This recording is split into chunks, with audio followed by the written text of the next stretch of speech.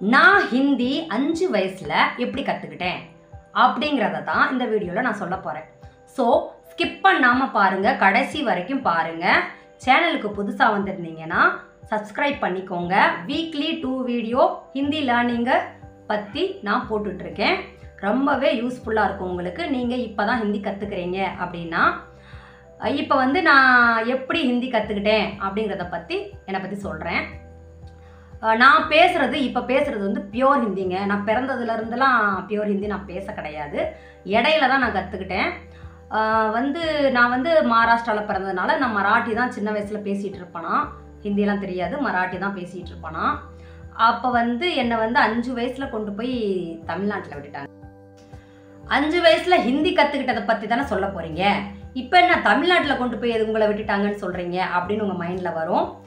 Full கதையை கேளுங்க, அப்போ தான் உங்களுக்கு புரியும். உண்மையில் நான் இடையில தான் கற்றுக்கிட்டேன் ஹிந்தி. எதனால் அங்கே கொண்டு போய் விட்டாங்க அப்படின்னா, சென்னையில் தான் விட்டாங்க, எங்கள் சித்தி வீட்டில். அப்போ அந்த காலத்தில் 89, 90 அந்த மாதிரி காலத்தில் எல்லார் வீட்லேயும் டிவி இருக்காது, தமிழ் சேனல். டிவி இருந்தாலும் தமிழ் சேனல் இருக்காது, எங்கள் வீட்டில் இல்லை. அப்போ நான் மராட்டி பேசிகிட்டு இருக்கேன், தமிழே பேச மாட்டேங்கிறேன் அப்படின்றதுக்காக தமிழ் படிச்சும் குருவாங்க, பேசிடுவாங்க அப்படின்னு சொல்லி என்னை சென்னையில் கொண்டு போய் விட்டுட்டாங்க எங்கள் அம்மா அப்பா. அங்கே நான் 5வது வரைக்கும் படித்தேன். ரொம்பலாம் படிக்கலைங்க தமிழில், வெறும் 5வது வரைக்கும் தான் படிச்சிருக்கேன். அதனால தான் ஏதோ அந்த படிப்பு படித்ததுனால தான் இப்போ உங்களுக்கு என்னால் சொல்லிக் கொடுக்க முடியுது.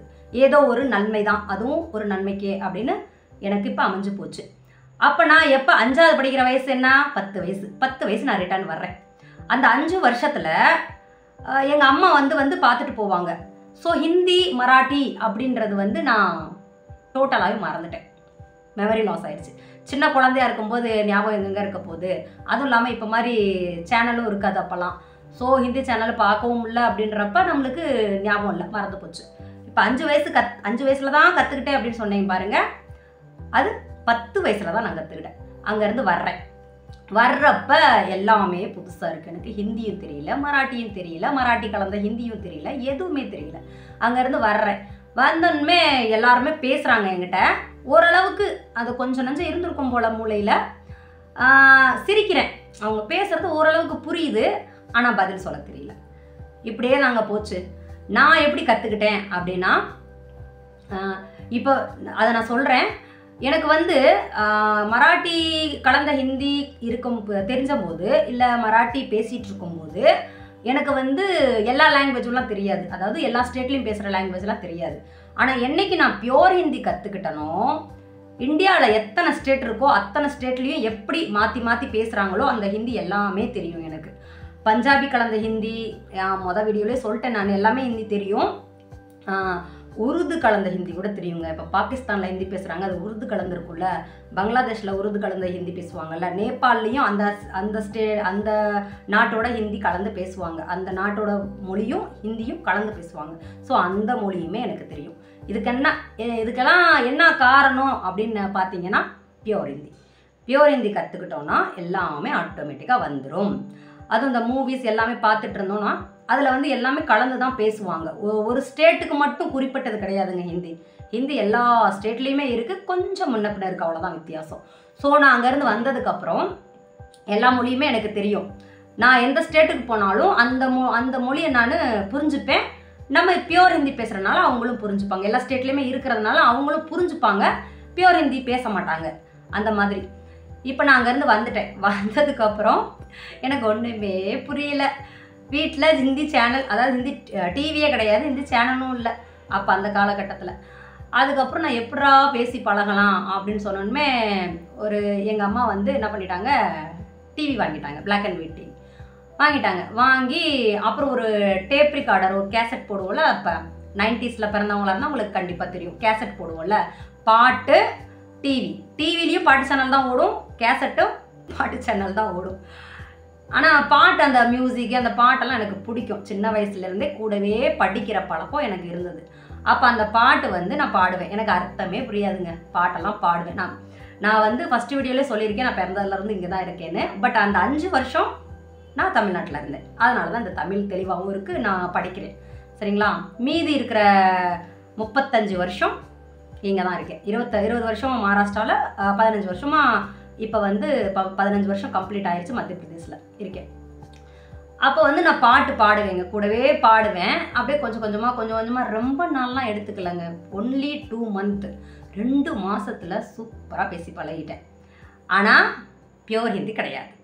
பியூர் ஹிந்தி நான் அங்கே பேசி பழகலை, அது கலந்த ஹிந்தி. அந்த 10 வயசில் தான் நான் ஹிந்தியும் எழுதி படித்து இங்கே வந்து ஒருத்தர் சொல்லி கொடுத்தாரு. அதை வச்சு நான் ஹிந்தி எழுதி படிச்சுட்டு அப்புறம் இங்கே ஸ்கூலில் சேர்த்து விட்டாங்க. இங்கே கொஞ்சம் ஹிந்தியில் படித்தேன் அதுக்கப்புறம். ஆனால் இருந்துட்டாலும் படிப்பேன், எழுதுவேன், பாட்டு கேட்பேன், பாட்டு பாடுவேன். ஆனால் நம்ம பேசும்போது அது பியூர் ஹிந்தியா அப்படின்னு கேட்டிங்கன்னா கிடையாது, பியூர் ஹிந்தி கிடையாது. நான் வந்து இங்கே வந்ததுக்கப்புறம் தான், மத்திய பிரதேஷ் வந்ததுக்கப்புறம் தான் பியூர் ஹிந்தி கற்றுக்கிட்டேன். நான் பேசுகிற உச்சரிப்பு வந்து 100% அப்படியே சூப்பராக ஹிந்திக்காரவங்கள மாதிரியே தான் இருக்கும். நான் என்கிட்ட கோச்சிங் கிளாஸ் 20 பேர் ஆல்ரெடி வந்துட்டு இருக்காங்க. அவங்களுக்கும் என்ன மாதிரி கற்றுக் கொடுக்கணும் அப்படின்னு தான் நான் ட்ரை பண்ணிக்கிட்டு இருக்கேன். அவங்கக்கிட்ட சொல்கிறதும் இதுதான், இனிமேல் வரப்போகிறவங்க கிட்ட சொல்கிறதும் அதுதான். உங்களுக்கு ஆர்வம் இருந்தால் இந்த நம்பருக்கு கான்டாக்ட் பண்ணுங்கள், மெசேஜ் பண்ணுங்கள். உங்களுக்கு தேவைப்பட்டால் நான் பேசுகிற மாதிரியே சூப்பராக சொல்லிக் கொடுப்பேன். எனக்கு உச்சரிப்பு தாங்க மெயின் இதில். ஏன்னா ரொம்ப ஈஸியான லாங்குவேஜுங்க. 2 மாதத்தில் நான் கற்றுக்கிட்டேங்க. நீங்கள் நினைக்கலாம் நீங்கள் இங்கே இருந்தீங்க அதனால் கற்றுக்கிட்டீங்க அப்படின்னு சொல்லி. நான் வந்து ப்ராமிஸாக சொல்கிறேங்க, நான் வெளியிலலாம் எங்கேயுமே போக மாட்டேன். சின்ன வயசுலேருந்து எங்கள் வீட்டில் பிஸ்னஸ் பார்த்ததுன்னா நான் வீட்டுக்குள்ளேயே தான் இருப்பேன், வெளியில் போக மாட்டேன். ஒன்லி டிவி, பாட்டு கேட்குறது, இது மட்டும்தான். வீட்டில் தமிழ் தான் பேசுவாங்க. அக்கம் பக்கத்தில் போய் உட்காந்தெல்லாம் நான் பேசி பழகினது கிடையாது. அந்த டிவி, பாட்டு கேட்குறது, கொஞ்சம் வர்றவங்க போகிறவங்க கொஞ்சம் பேசுவாங்க. அதை வச்சு தான் நான் ஹிந்தி, மராட்டி கலந்த ஹிந்தி ஃபஸ்ட்டு ஸ்டார்டிங்கில் கற்றுக்கிட்டது. அதுக்கப்புறம் உச்சரிப்பு வந்து எப்படின்னா, நம்ம ஹிந்தி புக்கில் இருக்கும் பாருங்கள், அந்த மாதிரி மகாராஷ்டிராவில் பேச மாட்டாங்க. இப்போ உதாரணத்துக்கு எப்படின்னா, தூ கஹா ஜா ரா ஹே, இதுதான் ஹிந்தி. தூ கஹா ஜா ரா ஹே அப்படின்னு கேட்கணும். அதை வந்து அவங்க என்ன பேசுவாங்கன்னா, தூ காஞ்சாரா காஞ்சாரா அப்படின்வாங்க. அது ஒரு மாதிரியாக பேசுவாங்க, எனக்கு பேசக்கூட வர மாட்டேங்குதுங்க. இங்கே வந்து 15 வருஷம் ஆச்சா, அந்த ஹிந்தியவே மறந்துட்டேன், பியூர் ஹிந்தி பேசி. அப்புறம் அதுக்கப்புறம் என்ன பேசுவாங்கன்னா, கியூ அப்படின்ற ஒரு வார்த்தை இருக்குது. கியூ அப்படின்றது எதுக்கு அப்படின்னு அர்த்தம். அந்த கியூன்ற வார்த்தையே அந்த மகாராஷ்டிராவில் பேச மாட்டாங்க. காய்கோ அப்படின்வாங்க. காய்கோ அப்படின்வாங்க. கியூ அப்படின்றது சொல்லவே மாட்டாங்க. காய்கோ ஏ உட்டாயங்கா கியா அப்படின்வாங்க. உஸ்கோ உட்டாலோ, உஸ்கோ உட்டாயங்கா கியா அப்படின்னு கேட்கணும். அதை எடுக்கிறீங்களா அப்படின்னு கேட்குறதுக்கு தூ உஸ்கோ உட்டாயங்கா கியா அப்படின்வாங்க. அது கொஞ்சம் இதாக இருக்கும். பட் அவங்களுக்குமே செகண்ட் லாங்குவேஜ் தானே, அவங்க தாய்மொழி கிடையாது. அப்போ அதுவே அவங்களுக்கு பெரிய விஷயம் கற்றுக்கிறது. சரிங்களா? நான் இப்படி தான் கற்றுக்கிட்டேன். நீங்களும் ட்ரை பண்ணுங்கள், கண்டிப்பாக உங்களால் கற்றுக்க முடியும். ஹிந்தியில் வந்து நிறைய கன்ஃபியூஸான வார்த்தை நிறைய இருக்குங்க. அதை தாங்க என்கிட்ட வந்து கற்றுட்ருக்காங்க பாரு, அவங்களுக்கு நான் சொல்கிறது ஃபஸ்ட்டு எடுத்தோன்னுமே அதுதான். இந்த மாதிரி கன்ஃபியூஸான வார்த்தை இருக்கும். இந்த சென்டென்ஸ்குள்ளே இப்படி சேர்ந்துச்சுன்னா அதுக்கு அர்த்தம் வேறு மாதிரி இருக்கும் அப்படின்னு தான் நான் புரிய வைக்கிறது. ஃபஸ்ட்டு புரிதல் தான் மெயின். புரியணும் ப்ளஸ் உச்சரிப்பு, அதுக்கப்புறம் தாங்க பேசவே ஆரம்பிக்கணும். அதை ஸ்டார்டிங்லேயே நம்ம அஸ்திவாரம்னு சொல்லுவாங்களா, அதை கரெக்டாக பண்ணிட்டோன்னு வச்சுக்கோங்க, அப்புறம் சூப்பராக பேசிடலாங்க. இந்தியாவில் இருக்கிற லாங்குவேஜ்லேயே எல்லாத்த விட பெஸ்ட்டு லாங்குவேஜ், எல்லாத்த விட ஈஸியான லாங்குவேஜ் ஹிந்தி தான். ஏன் பெஸ்ட்டு சொல்கிறேன் அப்படின்னு கோச்சிக்காதீங்க. தமிழ் நம்ம தாய்மொழி, அதுதான் பெஸ்ட்டு, அதுதான் முதல் லாங்குவேஜ், அது எனக்குமே தெரியும். ஹிந்தி ஏன் பெஸ்ட்டு அப்படின்னா, ஹிந்திக்குன்னு ஒரு தனி ஸ்டேட்டே கிடையாதுங்க. மத்திய பிரதேசில் பியூர் ஹிந்தி இருந்தாலும் இங்கேயுமே ஒரு தாய்மொழி இருக்குது. அந்த தாய்மொழி எனக்கு தெரியாது. ஏன் அப்படி சொல்கிறேன்னா, நாங்கள் வந்த புதுசில் ஒரு இடத்துல இருந்தோம், போய் 1 வருஷம் இருந்தோம். ஒரு கிராமம் மாதிரி, தாலுக்கா தான், பட் இருந்தாலும் அங்கே கிராம மக்கள் தான் அதிகமாக வசிக்கிறாங்க போல். எனக்கு வந்து சுத்தமாகவே புரியலை. அவங்க எப்படி பேசுனாங்கன்னா, பஞ்சாபிஸ் பேசுகிற மாதிரி பேசுனாங்க. இதர் அப்படின்றதுக்கு இத்தே, உதர் அப்படின்றதுக்கு உத்தே அப்படின்னு அந்த மாதிரி தான் பேசுவாங்க. எனக்கு புரியுது, ஆனால் ஏன் இப்படி பேசுகிறாங்க அப்படின்னு தெரில. அப்புறம் போக தான் புரிய வந்தது, மத்திய பிரதேஷோட தாய்மொழி அந்த ஹிந்தி அப்படின்னு. அப்புறம் பெரிய ஊர்களில், நாங்கள் பெரிய ஊரில் இருக்கிறனால இங்கே பியூர் ஹிந்தி, சிட்டிஸ்லலாம் ஃபுல்லாக பியூர் ஹிந்தி. சரிங்களா? எல்லா ஸ்டேட்லேயுமே தனித்தனி லாங்குவேஜ் இருக்குது. பியோர் ஹிந்தி எந்த ஸ்டேட்லேயுமே கிடையாது, அவங்கவுங்க தாய்மொழி இருக்குது. இப்போ யூபிலையுமே அவங்களுக்குன்னு ஒரு தாய்மொழி இருக்குது. அதனால் இந்தியாவில் காமனாக பேசப்படுற ஹிந்தி, பியோர் ஹிந்தி எல்லா ஸ்டேட்லேயுமே நம்ம யூஸ் பண்ணிக்கிறலாம்.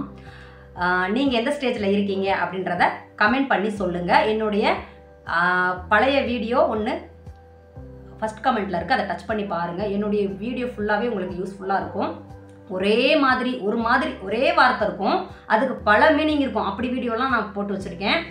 உங்களுக்காக நீங்கள் சீக்கிரமாக கற்றுக்கிறணும். கன்ஃபியூஸ் ஆகிற இடத்துல வந்து நீங்கள் கன்ஃபியூஷன் ஆகக்கூடாது.